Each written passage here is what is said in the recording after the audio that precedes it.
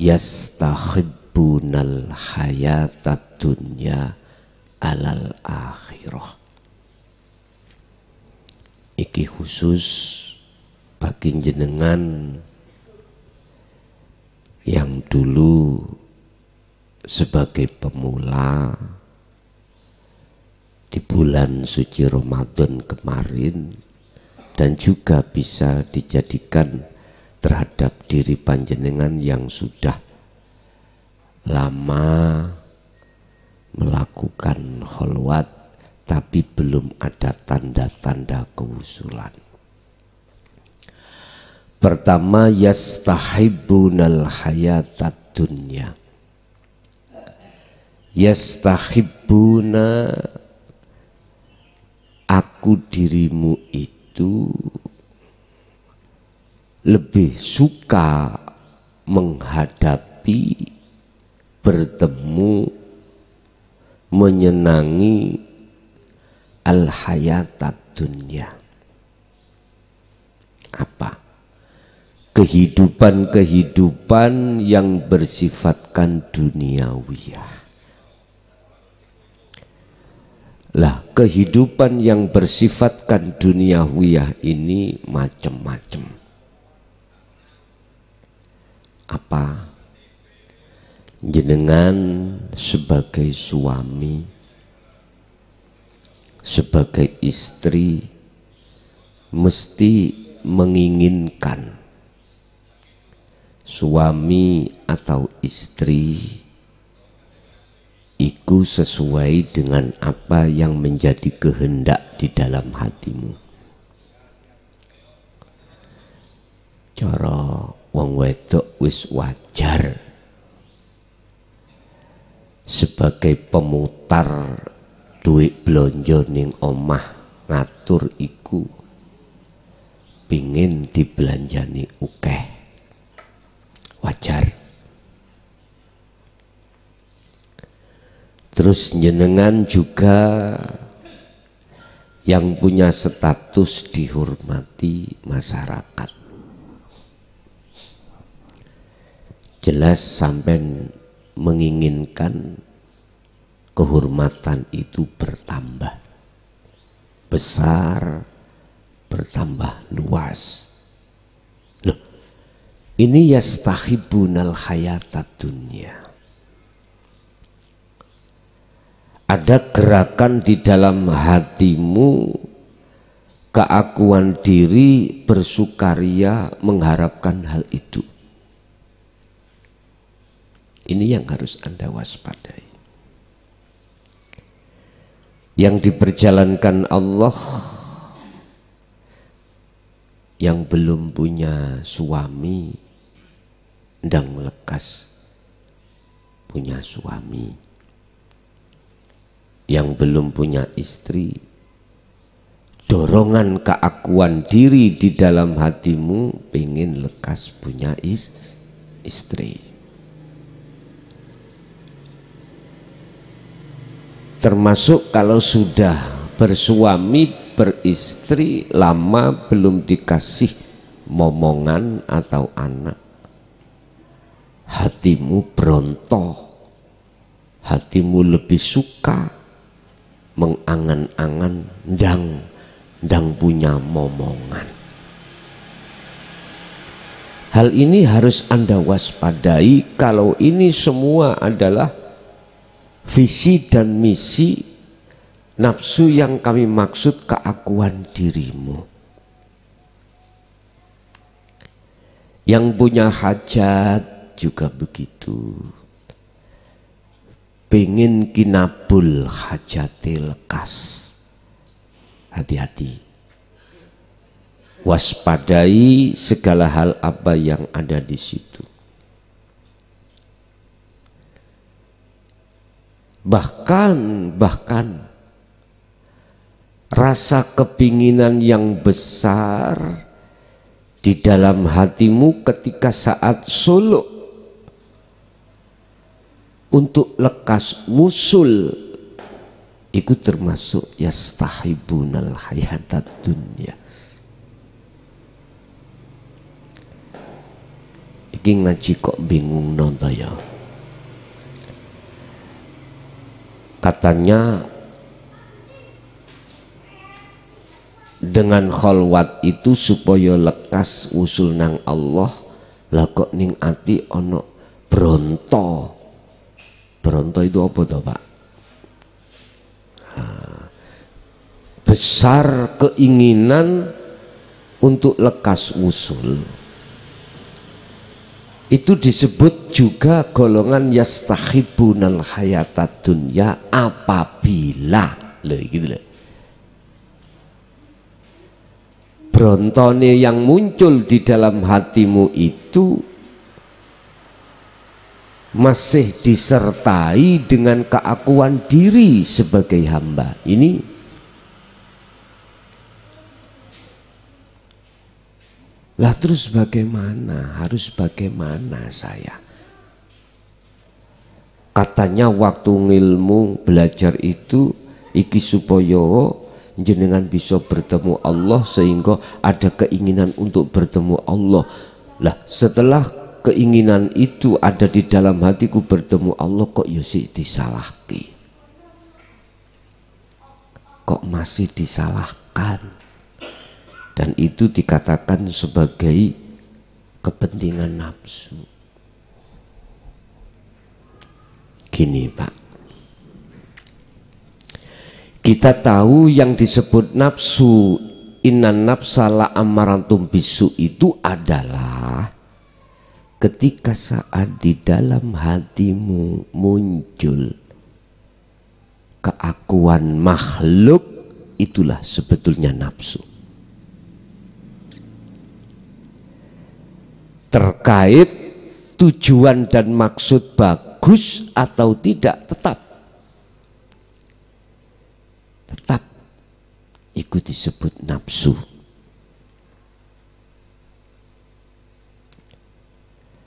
Padahal Anda dikatakan bertemu Allah, di dalam keakhatan Allah itu harus lepas diri sebagai makhluk. Bagaimana mungkin perkara yang tidak ada itu bisa bertemu yang ada? Enggak mungkin. Makanya kita merasa ada, merasa keakuan diri dalam diri kita itu wajib harus kau lepaskan. Cara untuk mensiasati di situ. Silahkan keinginan-keinginan mulai awal sampai akhir yang kujelaskan tadi berada di dalam hatimu, tapi tolong lepaskan kepentingan nafsu. Apa? Keakuan diri dalam dirimu makhluk itu lepaskan. Tatkala itu lepas, tidak kau akui, maka dengan sendirinya akan muncul diri sejati. Siapa diri sejati? Ya Allah itu. Makanya mengapa di dalam Al-Quran kok mengatakan innani, terus ditaukiti ana, sudah mutakalim, di mufradno pisan. Innani, sesungguhnya saya, iku ana, yo saya. Loh, mengapa? Di situ kok baleni yang memakai faedah taukid menguatkan sebenarnya itulah pelepasan diri yang bersumber dari makhluk, supaya betul-betul yang muncul di dalam diri itu diri sejati, yaitu muncul diri Allah. Wis, itu yang perlu sampai waspadai. Nafsu itu selalu menggiring dalam hatimu untuk memilih perkara-perkara yang enak. Jikalau itu tidak Anda sadari, maka alal akhirah pasti hatimu lalai pada Allah.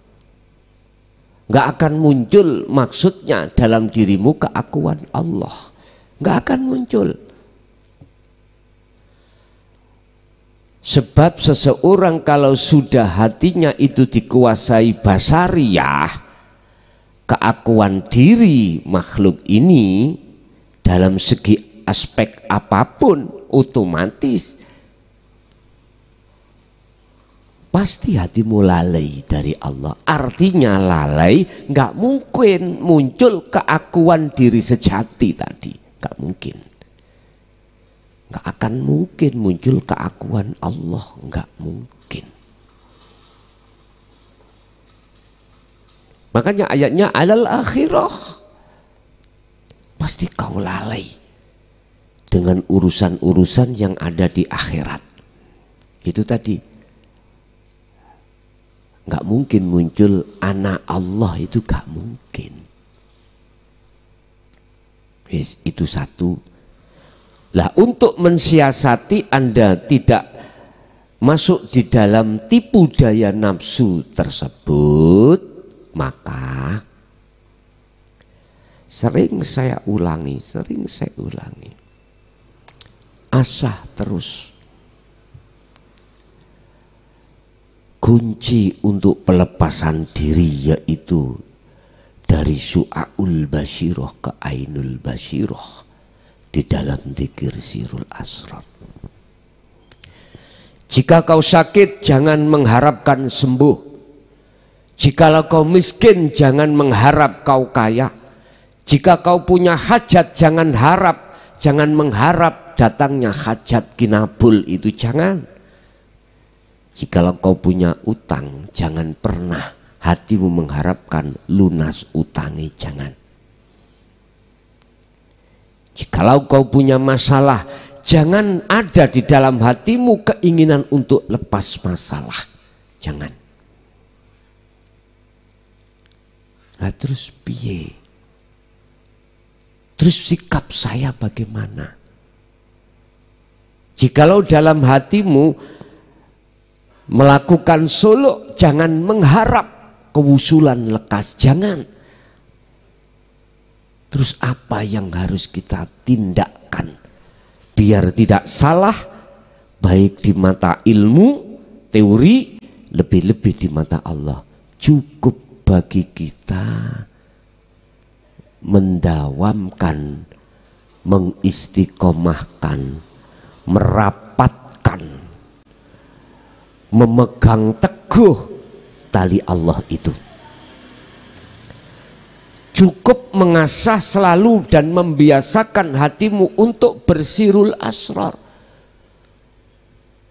Urusan kau sakit pasti akan sembuh. Urusan kau tidak punya apa-apa yang dimakan pasti akan datang. Urusan Anda itu banyak utang pasti akan selesai. Urusan Anda punya hajat pasti akan datang hajatnya. Manakala dirimu itu punya etika kepada Allah. Apa etikanya? Udahlah, terus asah terus sirul asrar. Ini etika. Itu cara untuk mensiasati biar Anda itu tidak mempunyai beban. Itu cara untuk mensiasati biar tidak mudah nafsu itu akan menggelincirkan hatimu.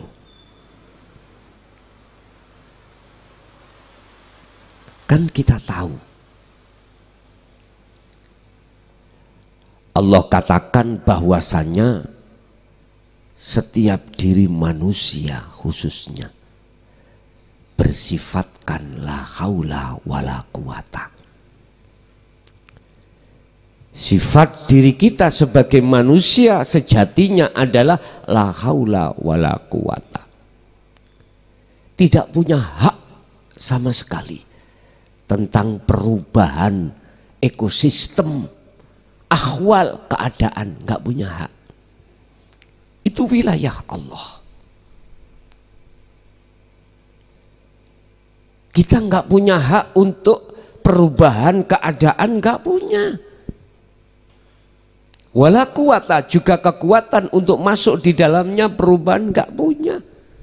Status kita. Bagaimana mungkin kita akan lekas bisa bertemu Allah sementara kita masih membiarkan hati kita, membiarkan rohaniah kita dalam pengendalian hawa nafsu tersebut? Nggak bisa.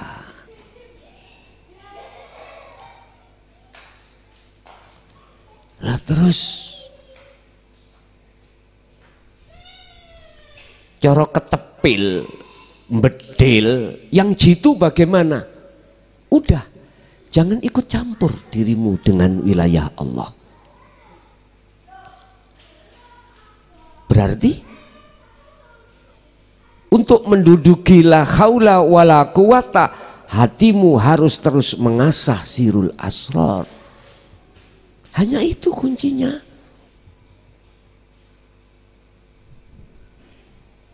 Hanya itu kuncinya.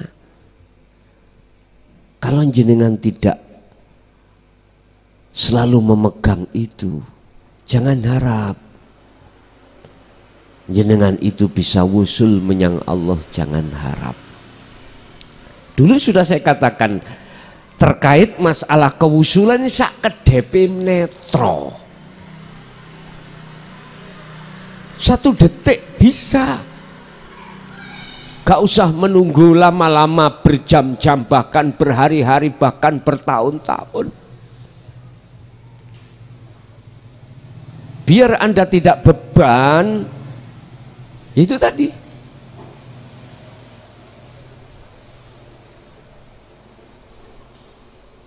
Fakotistamsaka bil urwatil wuthqa lam fisamalah. Pegang teguh tali itu. Udah cukup. Urusan kapan dan kapannya muncul keakuan Allah di dalam dirimu, jangan persoalkan. Itu etika.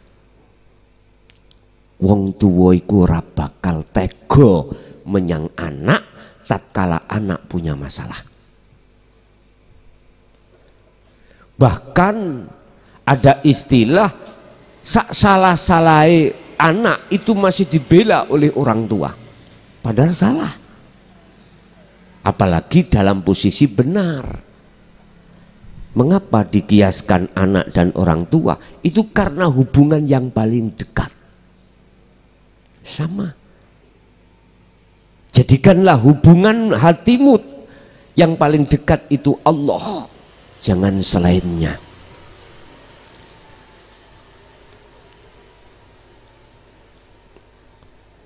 Jadi visi dan misinya nafsu di situ. Harus waspada cara mensiasati. Udah jangan diurai, yang sakit ingin sembuh jangan. Yang belum punya suami jangan mengharap tekoni istri, jangan. Tekoni suami jangan. Yang belum punya anak jangan bahas di hati itu dang punya anak, jangan. Yang punya hajat jangan membahas kinabul hajati, jangan. Cukup etika lakukan. Apa etikanya? Terus asah sirul asro di dalam hatimu.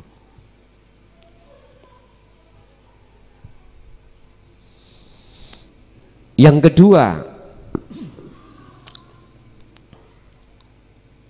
di samping nafsu itu mempengaruhi dirimu lewat beberapa kesenangan-kesenangan yang bersifatkan duniawi, ya, wa yasudduna an sabilillah. Walaupun Anda sudah kenceng untuk mendawamkan atau mengistiqomahkan sirul asr yang kami sebut itu, jangan dikira terus nafsu itu tidak masuk di dalam dirimu untuk menghalang-halangi. Otomatis.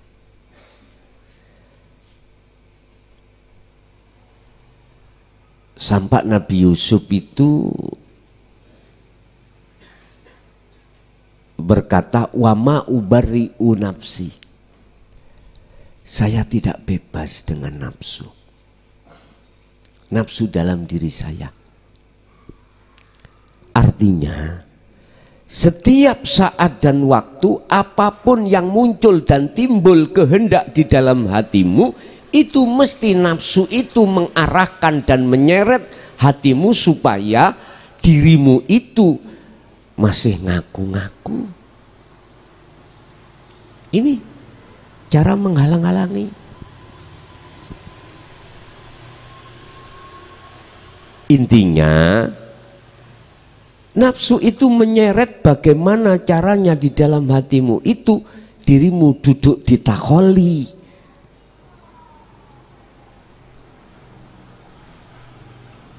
Biar ngaku-ngaku, loh itu loh. Lah, terus wujud kewaspadaan kita atau mensiasati bagaimana caranya? Mungkin dulu ada satu bab yang berjudul sucikanlah kehendak di dalam dirimu sebelum kewujudan kehendak yang disebut takdir. Sucikanlah qadha sebelum menjadi qadar. Mungkin ada bab yang pernah kami sampaikan terkait itu. Sucikanlah kehendak di dalam dirimu sebelum menjadi qadar, sebelum menjadi wujude kehendak, yaitu takdir itu. Itulah secara syariat buku catatan. Semua takdir-takdir yang akan kita alami sebelumnya itu sudah ada yang namanya qadha, buku catatannya sudah ada. Istilah bahasa gedong film, sebelum nyatanya gambar di layar, itu ada file atau klis di dalam proyektor. Dulu mengatakan kelis, kalau sekarang sudah enggak kelis, sekarang itu file mungkin. Sebelum tertampil gambar di layar, di dalam laptop itu ada file. Sebelum takdir kita jalani, itu ada qadha. Sucikan qadha yang ada pada hatimu itu. Itulah kehendak. Lu maksudnya disucikan itu bagaimana? Apabila nafsu yasudduna an sabilillah, menghalang-halangi perjalananmu untuk menuju kebenaran, yaitu menuju tajalli, menuju pengakuan Allah, di situ akan ditanamkan oleh nafsu supaya jenengan ini muncul dalam diri keakuan makhluk. Ini berarti belum suci. Sucikan. Dikatakan suci manakala keakuan Allah di dalam hatimu yang muncul. Otomatis ini tidak terlepas dari kesungguh-sungguhan dalam dirimu untuk selalu memegang tali Allah. Nah itulah, kalau ini sudah suci, maka sumbernya itu suci, otomatis takdirnya jadi suci. Artinya ketika takdir itu terjadi, akan tidak mudah hatimu itu berontak bila mana tidak sesuai dengan kehendak. Contoh, kita berangkat menuju satu tujuan, kalau hari raya ini kan macet, dihitung dari Jogja ke Pekalongan Jarak tempuh waktu itu 4 jam 13 menit. Acara di Pekalongan jam 8. Menurut hitungan matematika, andai kata kita berangkat mulai jam 3, dihitung 4, 5, 6, 7. Cukup toh Pak ya? Cukup. Kehendak di dalam hati sampai pada tujuan itu jam 7. Tapi apa fakta di lapangan? Tidak sesuai. Akhirnya kita siasati jam 12 habis sholat duhur itu berangkat. Mensiasati macet. Ternyata sampai di Pekalongan, padahal kita berangkatnya habis duhur, katakanlah jam 12 lebih sedikit, nyampe di sana jam 8 kurang 15 menit. Berarti berapa? 1, 2, 3, 4, 5, 6, 7. Loh, 7 jam lebih. Apalagi pulangnya terjadilah sistem one way. Ngerti one way? Hah? Di tol itu ya satu arah. Biasanya 2 arah toh. Itu dijadikan satu arah. Arah yang ke Surabaya nggak ada di tol itu. Semua arah Jakarta. Berhubung kita dari Pemalang mau pulang ke Surabaya, mestinya lewat tol, nggak bisa, akhirnya lewat jalan umum yang gremet koyok tumo sewek.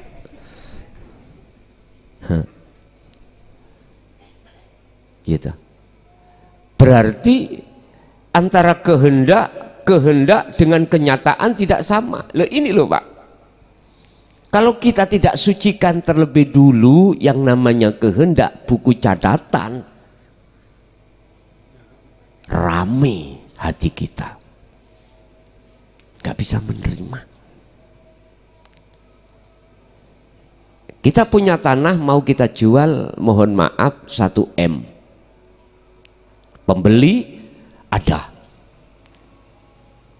sepakat Pak, deal. Detik-detik, mohon maaf, kita di notaris, ternyata pembeli nggak mau. Duh, apa yang ada di dalam hati gak sesuai kenyataan, mesti mangkel ya man, berontak.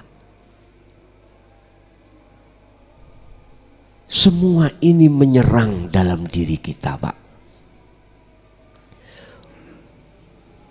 Wa yasudduna an sabilillah, nafsu di dalam diri Anda semuanya itu akan membuat seperti itu. Artinya di dalam hati kita tatkala tidak sesuai dengan apa yang kita kehendaki, itu mesti ganjel dan berontak. Mengapa begitu? Berarti itu kodoknya belum suci. Yes. Bagaimana cara kita mensiasati? Kembali lagi pada sistem awal.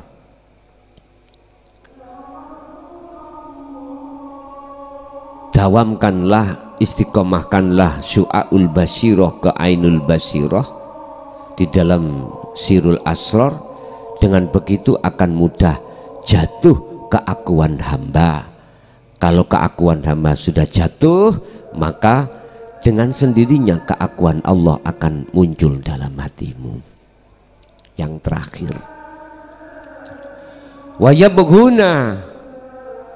wayabghuna ha'i wajah. Walaupun jenengan sudah fitrah ya, kehendak di dalam diri Anda, taruhlah jenengan sudah muncul keakuan diri, itu loh nafsu masih dengkek, masih mendengkek. Apa mendengkek itu? mengintip, mengintai untuk membengkokkan keakuan Allah menjadi keakuan hamba.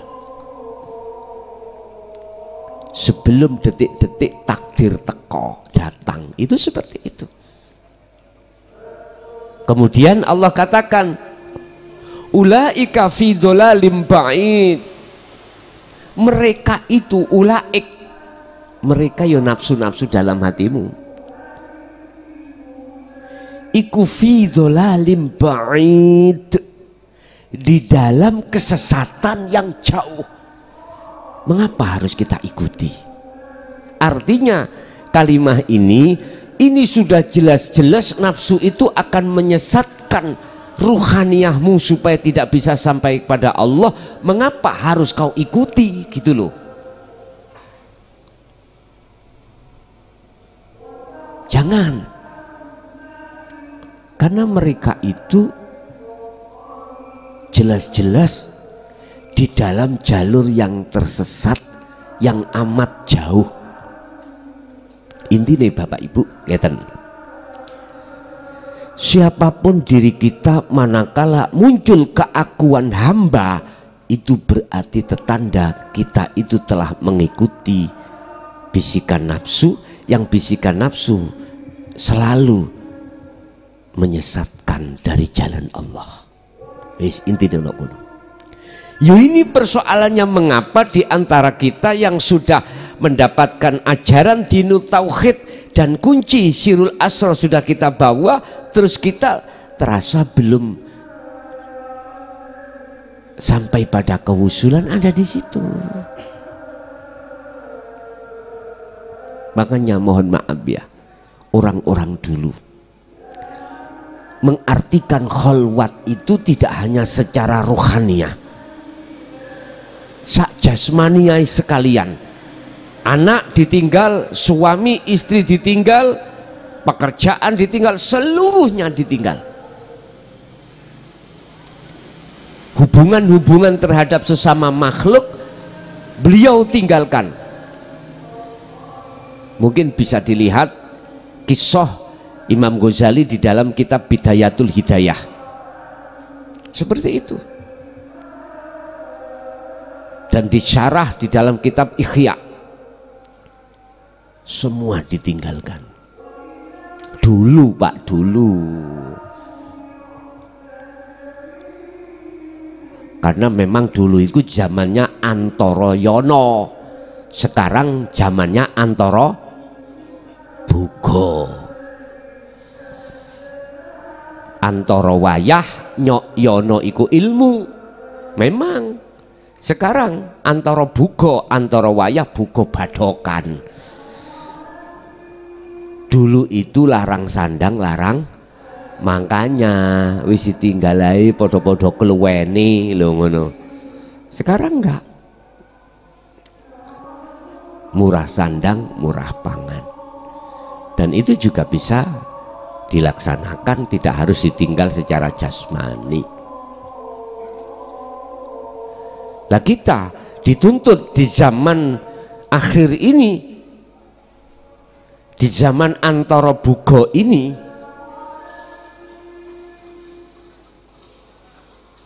tetap berperang, berkholwat di tempat ramai dan di tempat sepi. Wis pesen kuono kuno, jenengan harus tetap dalam kondisi